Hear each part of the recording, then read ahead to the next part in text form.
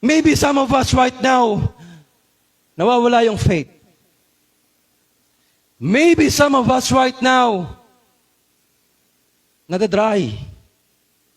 Nawawala ng gana dahil sa pandemic. And that's part of brokenness.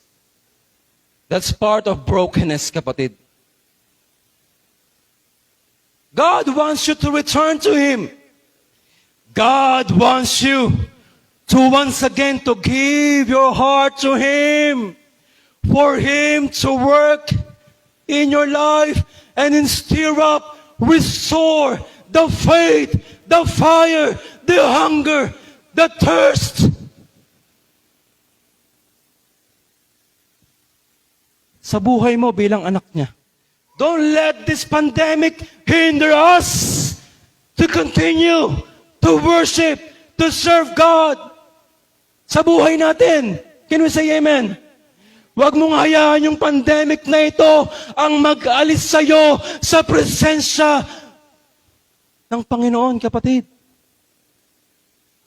Huwag mong hayaan.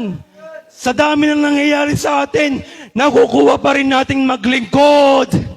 Nakukuha pa rin nating magbigay ng buhay sa Panginoon. Dahil naniniwala tayo, believing one day. Tulad sa sinabi sa verse na ito, God will restore to you the years that the swarming locust has eaten. Not just to me, not just into my family, not just into the ministry, but God is saying, God is going to restore everything in your life.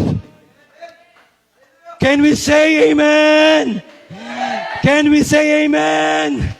One day makikita mo lahat ng mga pinagdaanan mo, makikita mong tagumpay na ito. Tagumpay na ito, kapatid. Lahat ng problemang dinadala mo, tinatanaw mo na lang. Darating yung panahong iyon. Amen. Lahat ng kabigatang daladala mo, pagkakaani ng Diyos pag dumating yung restoration sa buhay mo. Lahat ng yan, one day, tatanawin mo na lang dahil ang Diyos ay tapat sa kanyang mga salita, sa kanyang mga pangako. Ang Diyos po tapat hindi lang sa Israel, pati sa iyo. Tapat ang Lord. Amen ba doon?